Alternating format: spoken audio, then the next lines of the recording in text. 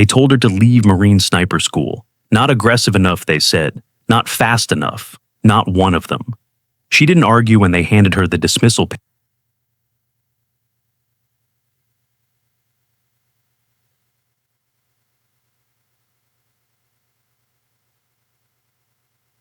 When Master Gunnery Sergeant Draymond noticed what was etched beneath her scope mount: dates, coordinates, confirmed kills across 4 continents. And at the bottom, a classified operation even he wasn't supposed to know existed. From which city in the world are you watching this video today? If you enjoyed this story and want more like it, consider subscribing. Your support helps us create more content that reminds us all that true excellence often hides in plain sight. The fog clung to the hills of Quantico like a shroud, obscuring the targets at the far end of the firing range. Scout Sniper Instructor School was already alive with activity despite the early hour. Marines assembled rifles, checked gear, and compared notes on wind conditions. All except one. Sergeant Linnea Vestberg sat apart from the others, her small frame hunched over her weapon. While others talked and jostled, she remained eerily silent, methodically cleaning her standard-issue rifle with practiced precision. Her glacial blue eyes never wandered from her task.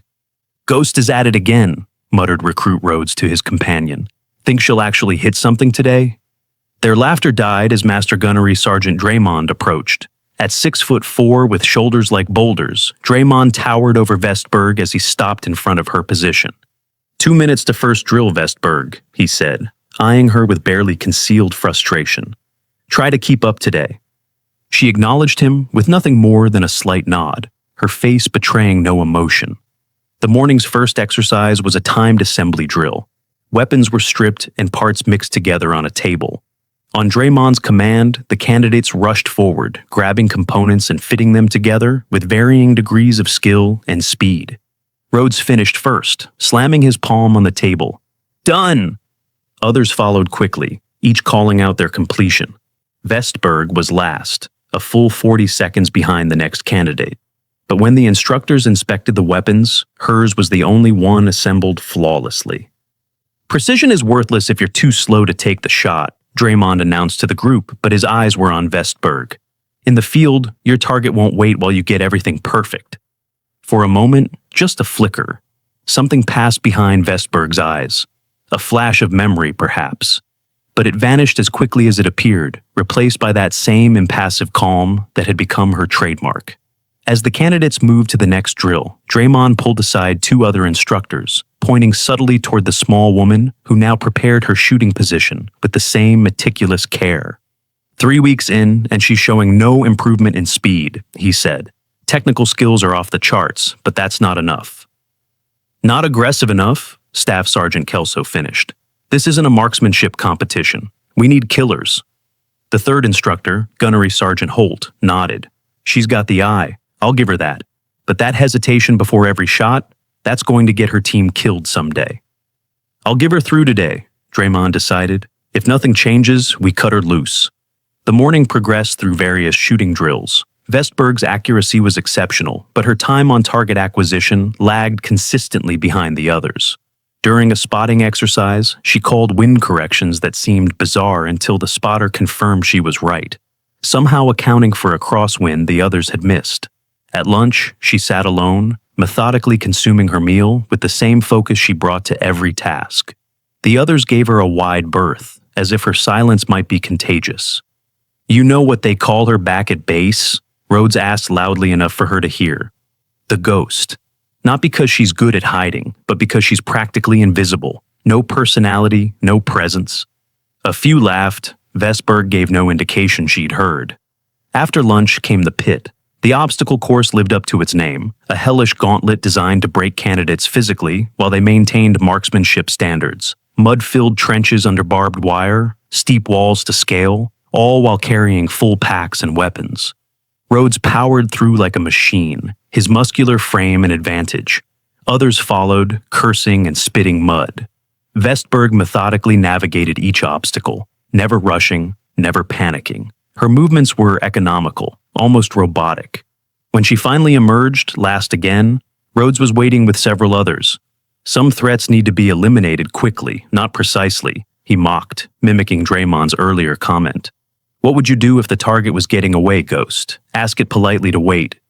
She looked at him, through him, saying nothing. Her silence only fueled their contempt. That afternoon, Vesberg was summoned to Draymond's office. 2 other instructors flanked him, their faces grim. Sit down, Sergeant, Draymond said, sliding a folder across his desk. This isn't working out? Sir? It was one of the few words they had heard from her in 3 weeks. You're technically proficient. I'll give you that. Your understanding of ballistics is exceptional. Your shooting, when you finally take the shot, is precise. He leaned forward. But you lack the aggressive edge needed for this role. A sniper needs to be calculating, yes, but also decisive, adaptable. She remained still, hands folded in her lap. I've reviewed your file, Draymond continued. Your marksmanship scores are off the charts. That's what got you in the door. But this course isn't just about hitting targets. It's about becoming a particular type of Marine, one who can make split-second decisions under extreme pressure. I understand, sir, she said, her voice soft but clear. Do you? Because from what I've seen, you approach every challenge like you have all the time in the world. In combat, you don't. No, sir, she agreed. You don't. Draymond sighed. We're cutting you from the program, effective immediately. He pushed discharge papers toward her. No badge, no evaluation, just go home. For the briefest moment, something flickered in her eyes. Not anger or disappointment, but something unreadable before they returned to their usual calm. She stood, saluted crisply, and exited without a word.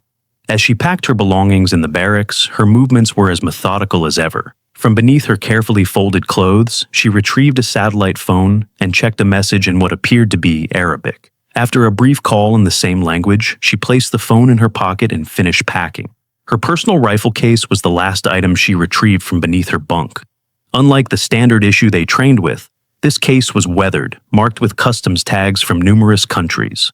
She ran her fingers over the locks, checking each one before lifting the case. She carried her personal rifle case as she walked across the grounds toward the main gate. Rhodes and several others were outside the mess hall, watching her departure with smirks. Guess they finally figured out this isn't a place for librarians, Rhodes called out. The others laughed, but Vesberg wasn't headed toward the gate.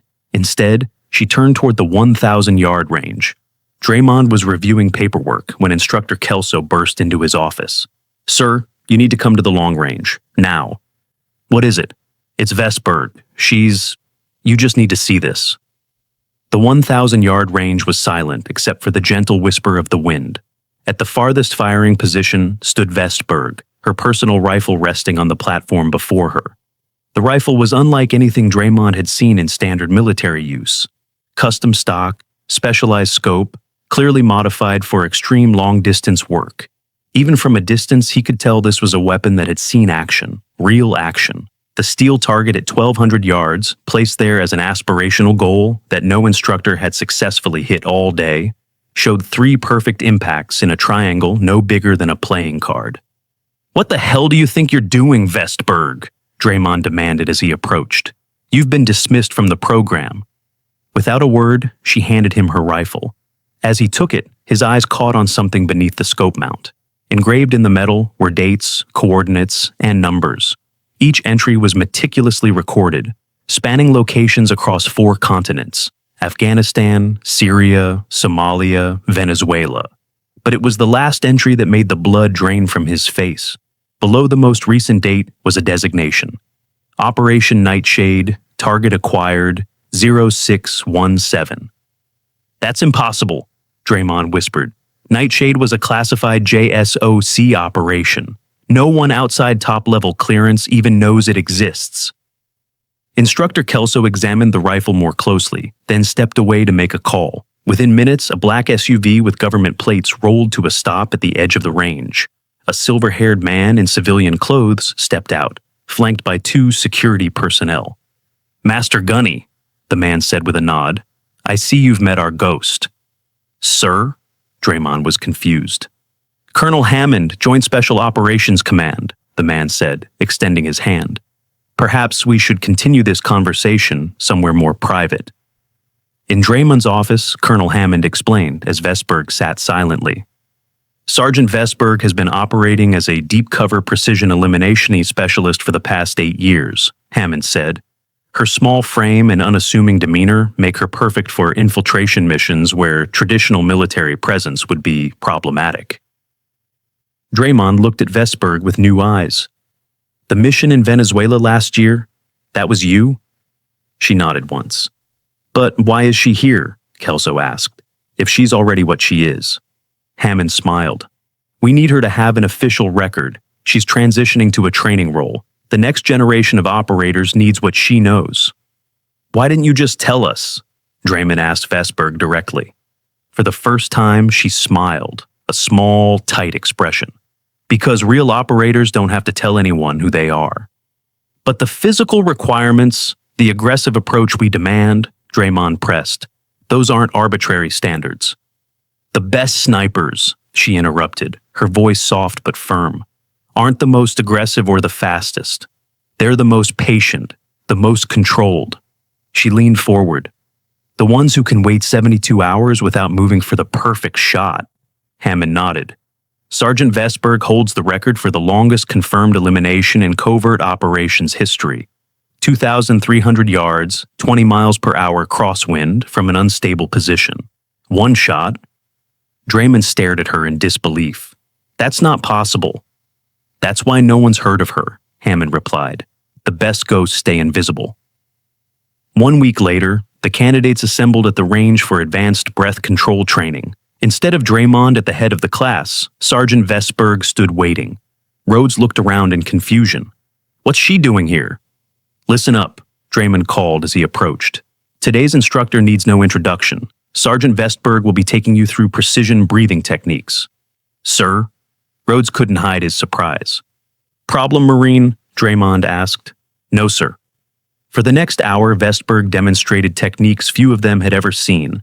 Methods for slowing heart rate, managing micro-movements between heartbeats, accounting for body temperature in calculations.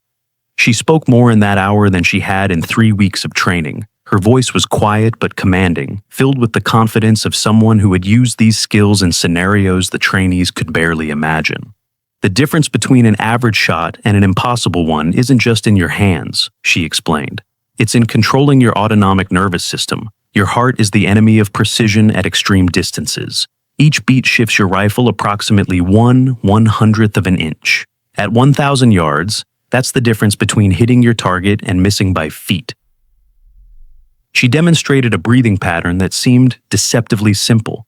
Inhale for 4 seconds, hold for 4, exhale for 6, hold for 2. Repeat until your heart rate drops below 60 beats per minute. The candidates attempted to follow her instructions, many struggling with the discipline required to maintain the rhythm. Now, she continued, when you're ready to take the shot, inhale to 80% lung capacity, exhale to 60%, then hold. This gives you a natural respiratory pause of approximately 8 to 10 seconds. That's your window.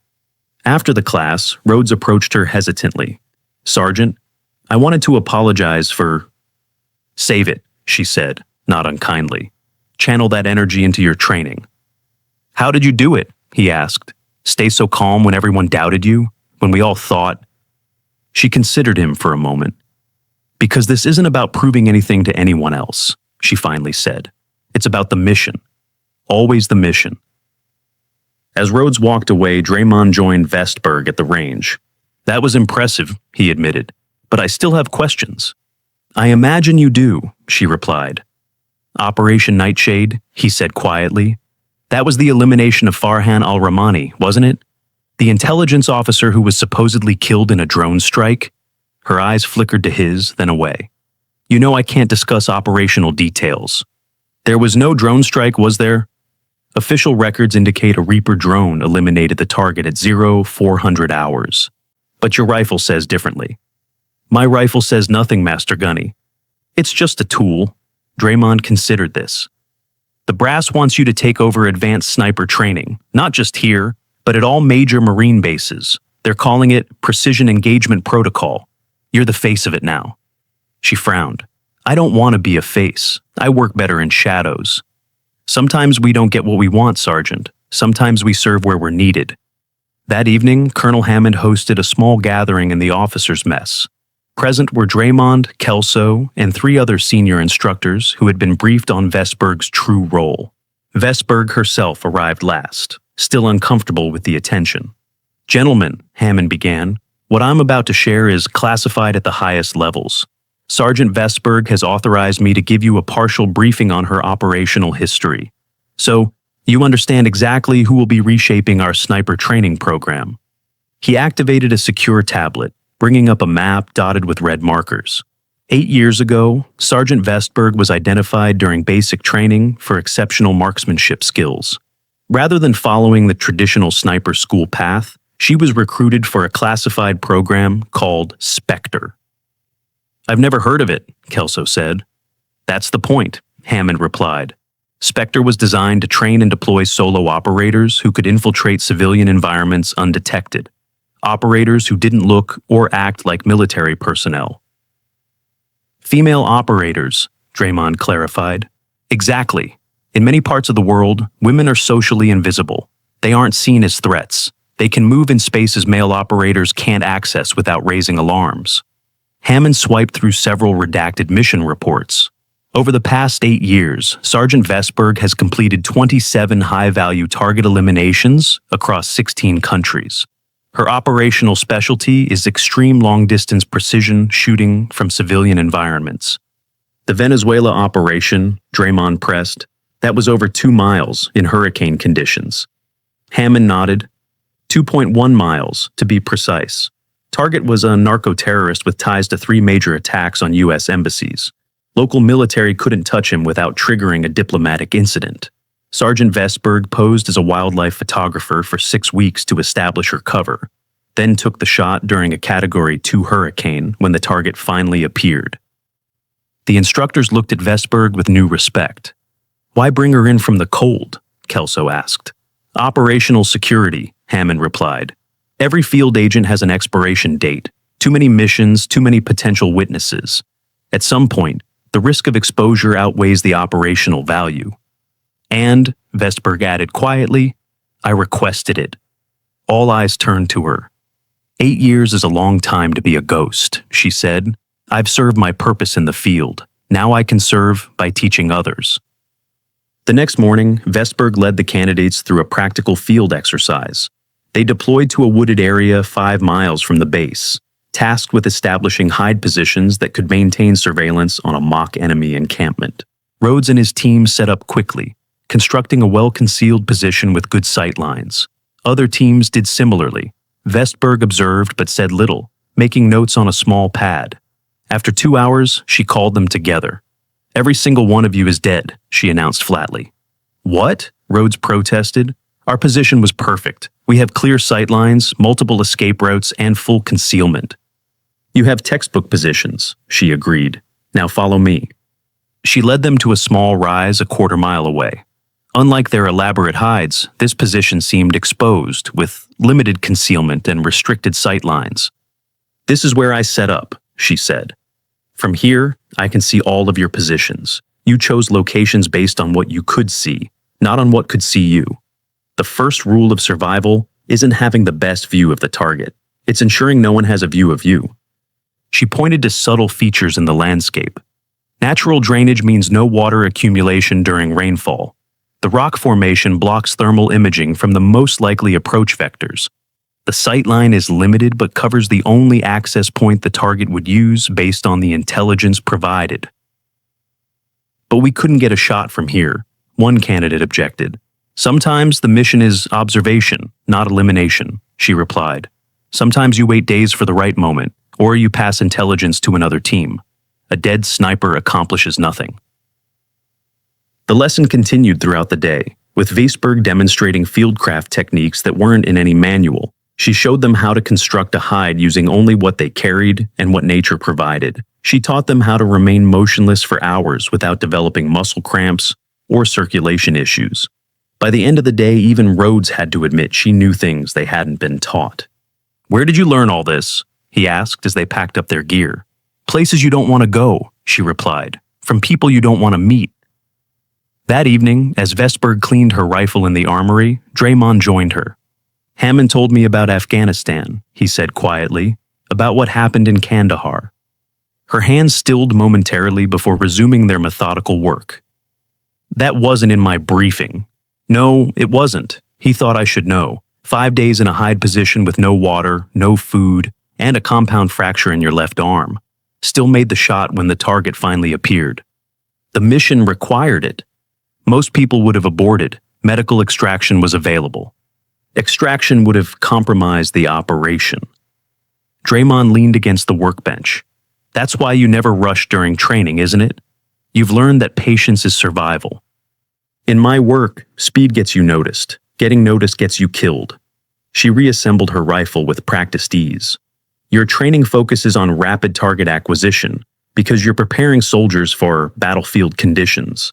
I operated in environments where there was no battlefield, just moments of opportunity that might come once in weeks of waiting. I misjudged you, Draymond admitted. We all did. You judge me against your standards, she corrected. Those standards are valid for what you do. They just weren't applicable to what I do. And what exactly is that, Sergeant Vestberg? What would you call your role? She considered the question carefully. I'm a ghost who sometimes becomes a weapon. Nothing more. As sunset painted the Quantico Hills in gold, Draymond joined Vestberg at the furthest firing position on the range. In all my years, he said, watching her adjust her scope, I've never seen anyone who can shoot like you. She allowed herself a small smile. You still haven't seen me at my best. She raised her rifle, exhaled slowly, and took a shot at a target so distant it was barely visible to the naked eye. In the far distance, the target rang true. Have you ever known someone who never asked for recognition, Draymond mused, but deserved more than anyone else? Vestberg shouldered her rifle. Those aren't the ones you hear about, Master Gunny. Those are the ones who get the job done. So what's next for Ghost? That's classified, she said. And this time, there was a genuine smile on her face. The next few weeks saw a transformation in the Scout Sniper Instructor School. Vestberg's integration into the training cadre wasn't just a change in personnel. It represented a fundamental shift in methodology.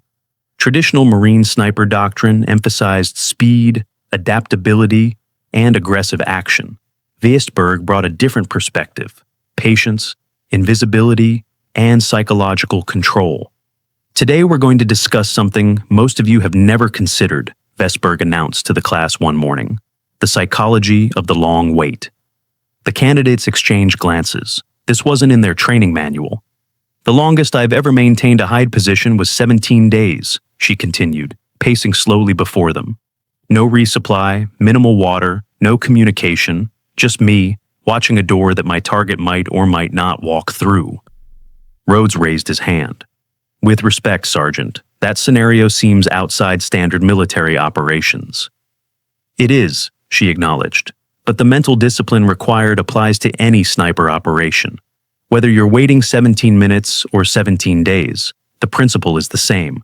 Control your mind, or it will betray your body. She outlined techniques for managing psychological strain during extended operations, methods for combating isolation, maintaining alertness without stimulants, and preventing decision fatigue. Your greatest enemy isn't the target, she explained. It's not the terrain or the weather. It's your own mind telling you to move when you should be still, to rush when you should wait, to doubt when you should trust your training. After class, Draymond caught up with her. Hammond wants a progress report on how the integration is going. It's going, she replied simply. That's all? 2 words? She sighed.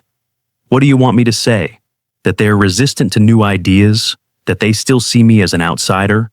Or that, despite all that, they're starting to listen because results speak louder than tradition? Draymond chuckled. Now that's a progress report. His expression turned serious. There's something else. We've received a request for your expertise. A situation in North Carolina. I'm not operational anymore. This isn't an operation. It's consultation. 3 days, maximum. Special Forces team preparing for deployment. They need advanced long-distance shooting techniques for mountainous terrain. She considered this. When? Transport leaves tomorrow morning. I've already cleared it with Hammond. The next day, Vestberg boarded a military transport to Fort Bragg. The flight was short, giving her little time to prepare mentally for what awaited her. A special forces team that had undoubtedly heard rumors about Ghost, but would have their own preconceptions. Captain Mercer met her at the airfield. Tall, weathered, with the quiet confidence of a career operator, he extended his hand. "Sergeant Vestberg, thank you for coming on short notice." "Captain," she shook his hand firmly. "My team has been briefed on your background, or at least the parts we're cleared to know." He led her toward a waiting vehicle. "We deploy to the Hindu Kush in 3 weeks. The terrain there presents unique challenges for precision shooting." "I'm familiar with the region," she said simply. Mercer glanced at her. "I heard.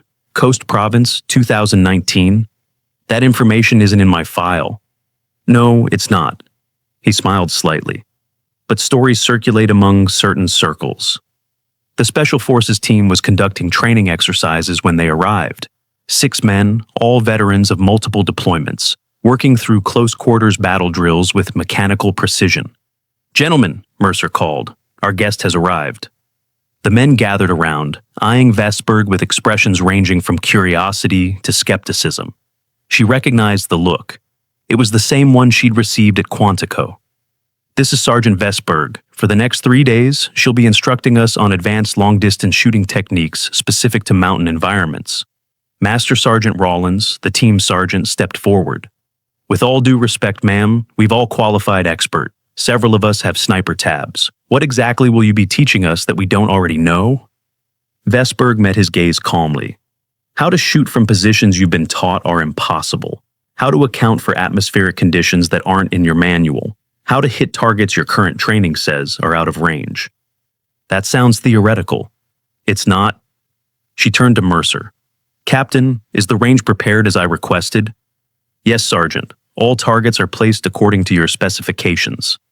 The mountain range was a training area designed to simulate the steep, rocky terrain of Afghanistan. Targets were positioned at various elevations and distances, from 600 yards to just over a mile. "Each of you select your primary rifle and meet me at the farthest firing position in 20 minutes, Vestberg instructed. As the team prepared their equipment, Mercer approached her. "They're good men, Sergeant, the best I've worked with, but they've been trained in conventional methods." "So was I once," she replied. "Then I learned that conventional methods get you killed in the unconventional situations." At the firing position, Vestberg laid out her plan. "Today is assessment. I need to see how each of you approaches an extreme distance shot in variable conditions. Tomorrow, we begin correcting what I see today." The team members took turns engaging the farthest target, a human silhouette barely visible at just over 1,600 yards. Each man approached differently, but all followed the standard military shooting protocol. Adjust for elevation, account for wind, control breathing, squeeze the trigger. None hit the target. "This is impossible," Rawlins finally said. "The wind is gusting unpredictably. The distance is beyond effective range for these weapons." "Is it?" Vestberg asked. She removed her own rifle from its case. Unlike their military-issue weapons, hers was custom in every respect. "The shot is difficult, not impossible. The difference is knowing which variables matter and which don't." She settled into position, made minimal adjustments to her scope, and fired once. The target rang with a solid hit. "How?" one team member asked. "You're fighting the mountain," she explained. "I'm working with it."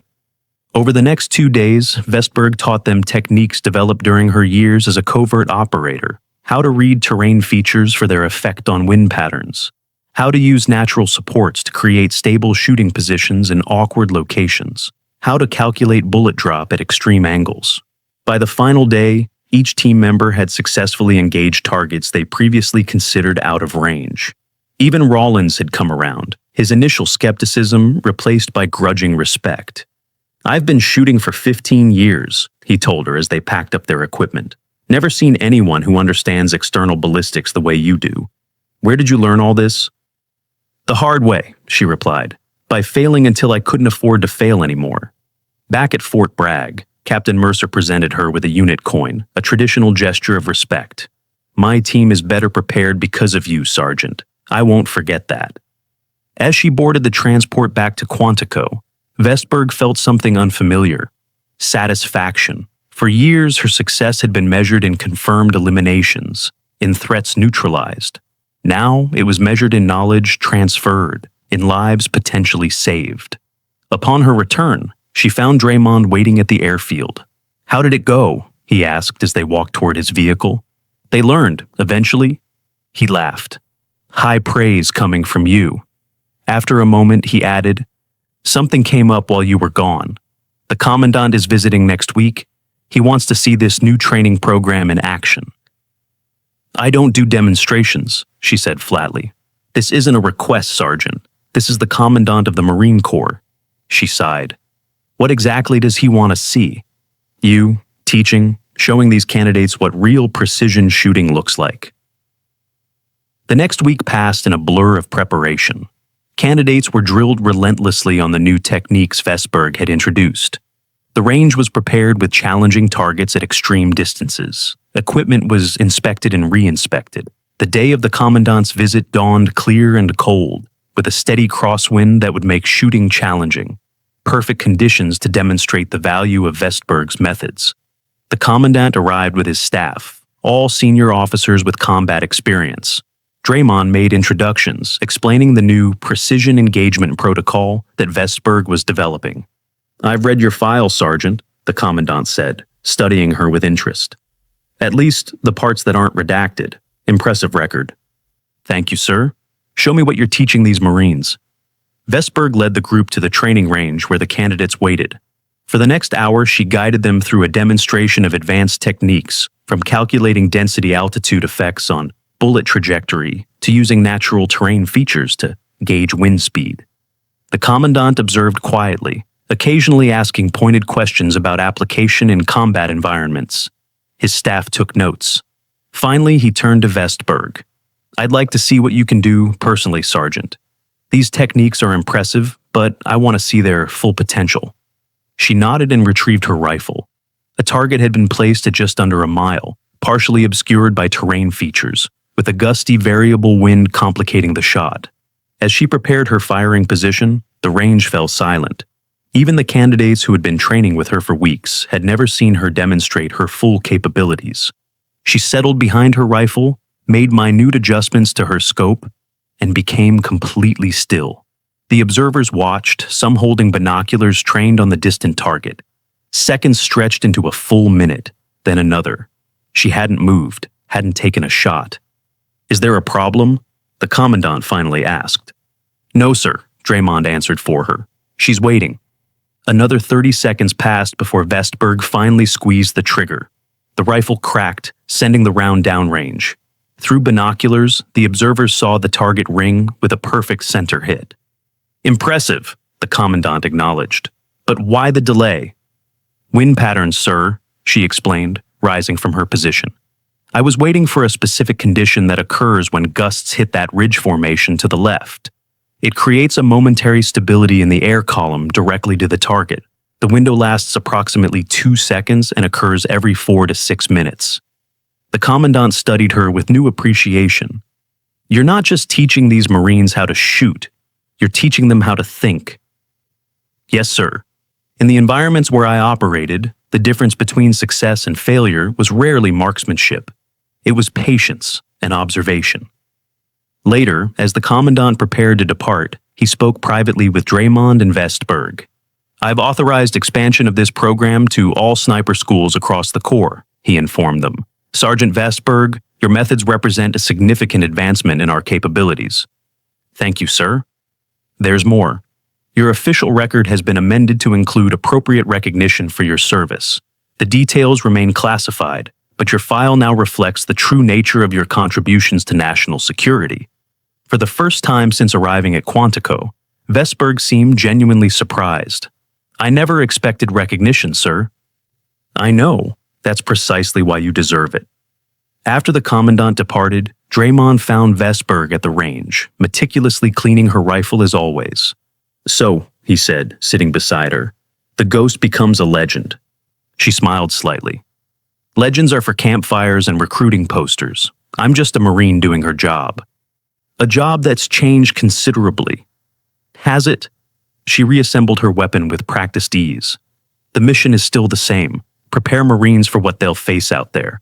The methods have changed, not the mission. Draymond nodded. Tomorrow's class is on urban hide positions. The candidates are looking forward to it.